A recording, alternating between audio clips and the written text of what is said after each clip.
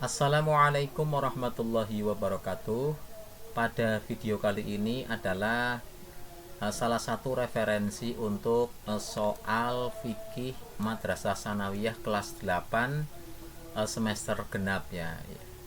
Langsung saja ya. Ini yang pertama ya. Pilihlah satu jawaban yang benar ya. Zakiyah melihat seorang nenek ingin menyeberang di jalan raya. Dengan susahnya nenek tersebut hendak menyeberang, namun tak sampai juga ke tepi jalan berikutnya. Melihat kejadian tersebut, Zakiyah lalu mengantarkannya sampai ke tepi jalan. Nah, jadi ada Zakiyah melihat seorang nenek yang akan menyeberang jalan namun tidak bisa, maka Zakiyah menolong ya. Nah, pertanyaannya adalah pertolongan yang dilakukan Zakiyah ini termasuk salah satu daripada bentuk apa ya? Jadi ada di sini A syukur, ataukah janji, ataukah sedekah, ataukah peringatan. Maka dalam soal ini jawaban yang paling tepat adalah C ya, atau sedekah atau sodakoh, yaitu menolong orang. Lanjut ya. Perhatikan kegiatan berikut ya. Yang pertama adalah membantu seseorang yang akan menaiki kendaraan, kemudian mencela seseorang dengan sembunyi-sembunyi, kemudian menolong orang yang akan mencuri, amar ma'ruf nahi mungkar, melarang orang beribadah, dan memberikan senyuman kepada orang lain. Pertanyaannya adalah, dari pernyataan tersebut di atas yang termasuk bentuk sedekah adalah, nah di sini ada, nanti bisa dipilih saja ya.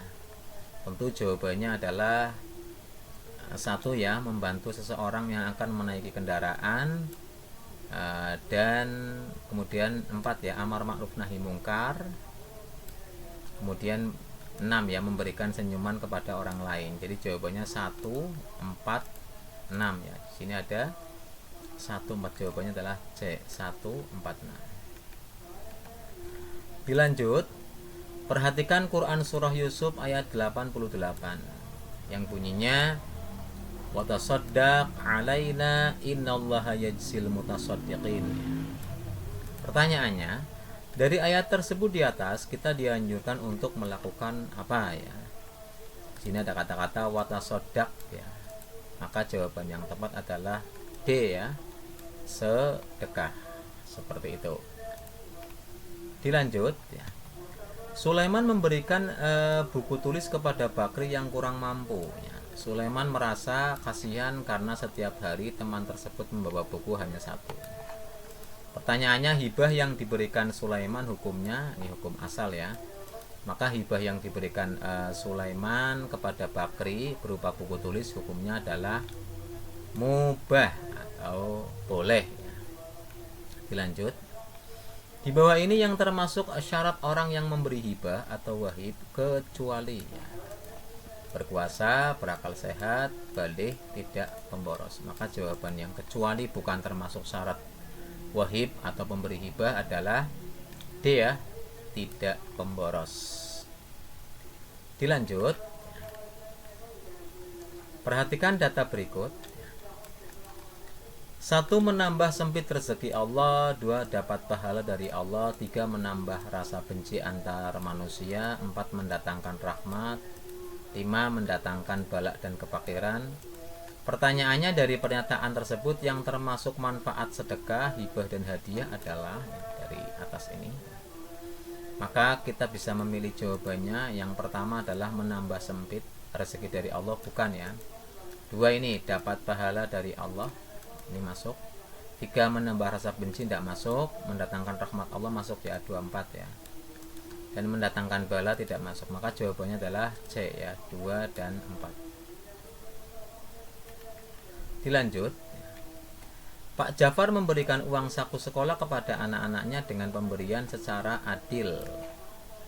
Anaknya berjumlah 4 anak, masing-masing MA, MTS, MI, dan RA. Pertanyaannya, uang saku yang diberikan oleh Pak Ja'far ya, ini termasuk apa gitu ya. Maka jawaban yang tepat adalah ini termasuk hibah. Hibah yang diberikan bapak kepada anaknya. Dilanjut. Perhatikan data haji berikut. Di sini ada ihram, mabit di Musdalifah, mabit di Mina, tawaf ifadah, tawaf sunnah, dan wukuf ya. Pertanyaannya, pernyataan di atas yang termasuk rukun haji adalah ya. Tentu di sini adalah rukun haji itu ihwutosalul ya. Maka yang termasuk rukun haji adalah ihram, kemudian tawaf ifadah berarti 1, 4 dan 6 wukuf 1, 4, 6. Di sini jawabannya adalah B 1, 4, 6. Dilanjut. Pelaksanaan haji dimulai setiap 1 Syawal sampai terbit fajar tanggal 10 Dzulhijjah ya. Batas waktu pelaksanaan haji ini disebut sebagai batas waktu ya. Berarti mikot zamani. Jawabannya adalah A atau mikot zamani. Lanjut ya. Berkunjung ke Baitullah atau Ka'bah untuk melakukan serangkaian ibadah dengan syarat dan rukun tertentu demi mendapatkan pahala atau ridho dari Allah adalah merupakan pengertian dari tawaf, wukuf, sa'i, umroh. Tentu ini lebih tepatnya adalah jawabannya adalah D, yaitu umroh. Dilanjut. Bu Khalifah melakukan ibadah umroh pada tahun 2024 pada Mei yang lalu. Tahun ini ia melaksanakan ibadah umroh yang kedua kalinya. Maka hukum melaksanakan umroh Ibu Khalifah yang kedua ini adalah, nah kalau haji atau umroh yang kedua hukumnya adalah sunnah. Maka jawabannya adalah C ya, sunnah, seperti itu. Lanjut ya. Pak Jamal setiap Ahad pagi memanfaatkan waktunya untuk belajar ibadah umroh bersama teman yang lain. Ia berkeinginan agar ibadah umrohnya diterima oleh Allah. Memiliki pengetahuan tentang peraturan umroh dan memiliki kuasa hal di atas termasuk daripada tentu merupakan syarat wajib ibadah umroh. Dilanjut ya. Perhatikan data berikut ini. Yang pertama adalah ihram ya, melontar jumroh akobah, tawaf, mabit di Musdalifah, sa'i, dan tawaf wada.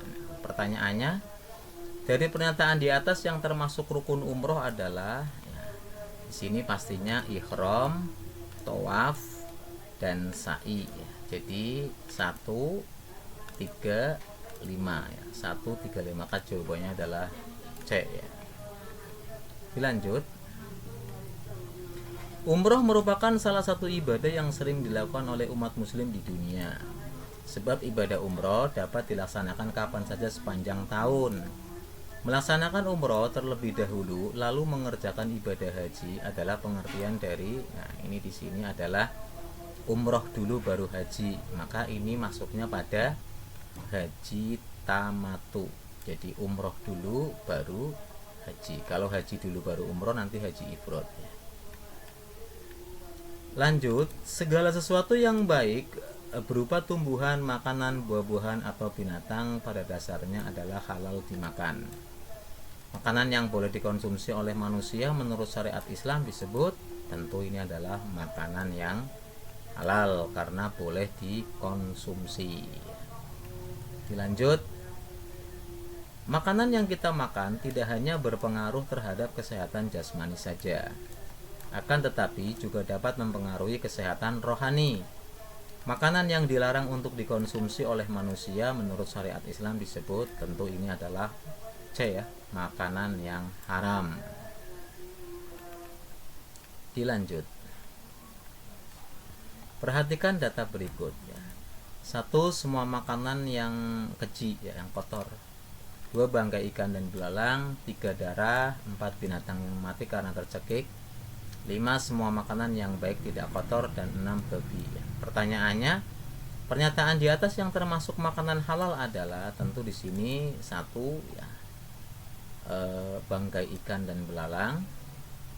Kemudian semua makanan yang baik dan tidak kotor. Jawabannya adalah 2 dan 5. Berarti ini A ya, 2 dan 5. Dilanjut. Hadis riwayat An-Nasai dan At-Tirmidzi ya.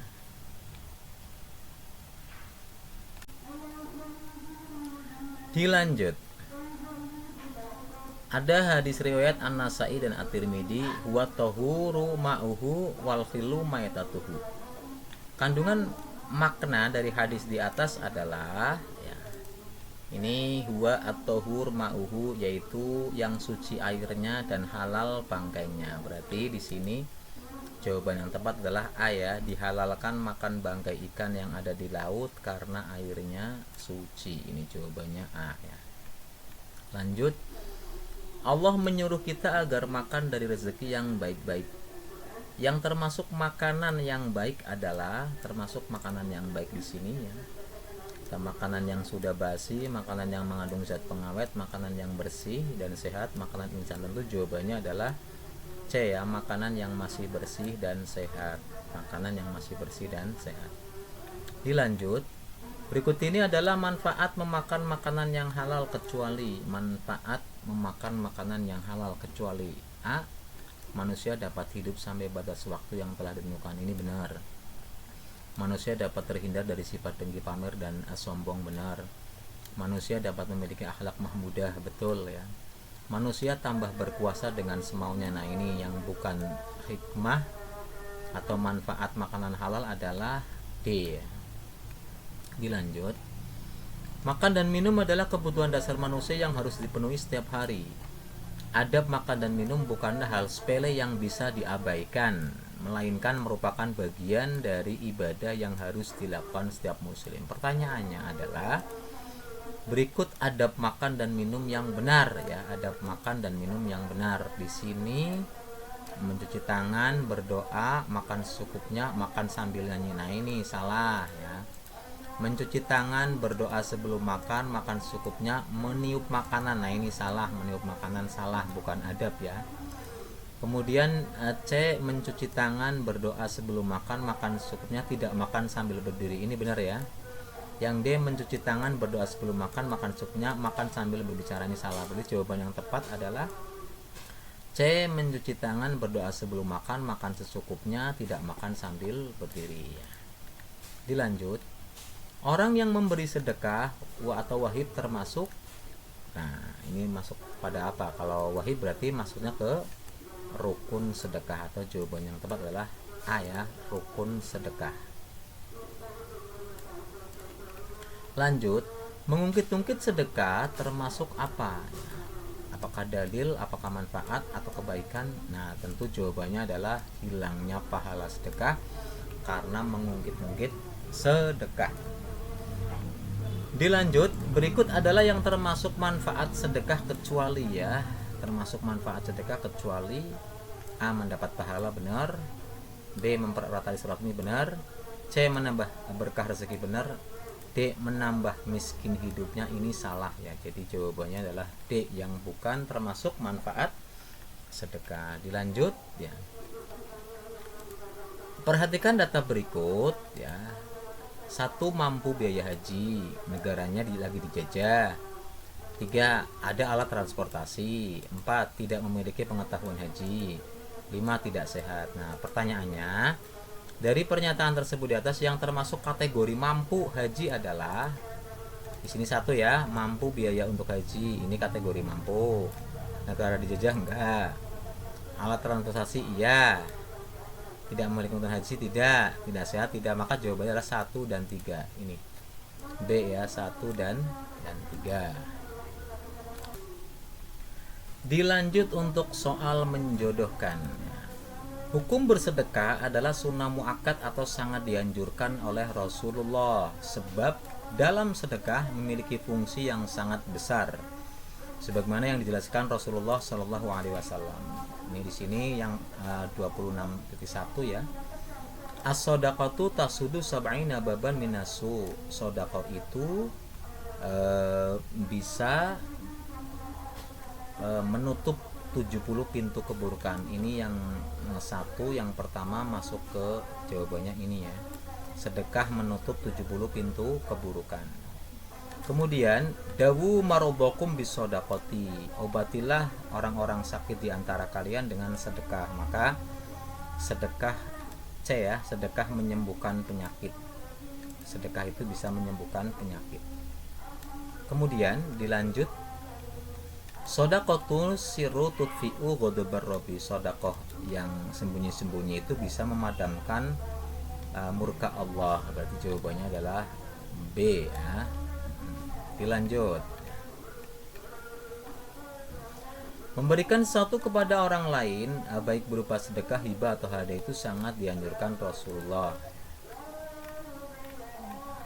Yang pertama, setiap kali mendapatkan keuntungan yang banyak dalam berdagang, Fatimah selalu menyisihkan sejumlah uang untuk diberikan kepada orang yang kurang mampu di sekitar rumahnya. Dia melakukan hanya mengharapkan ridho Allah. Maka ini masuknya pada sedekah. Kemudian pemberian secara sukarela dengan cara mengalihkan hak atas sesuatu kepada orang lain di waktu yang masih hidup namanya hadiah.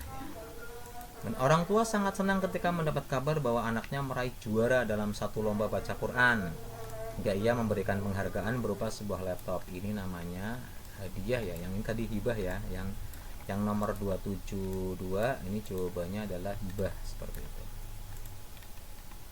Dilanjut ya. Haji adalah satu ibadah yang dilakukan dengan sengaja ke Baitullah Makkah dengan maksud beribadah semata-mata karena Allah dengan syarat rukun dan syarat tertentu. Berikut adalah tata cara ibadah haji. Yang pertama, jamaah haji dari Indonesia rata-rata melakukan umroh dulu baru kemudian melakukan haji. Ini berarti umroh dulu baru haji, namanya haji tamattu.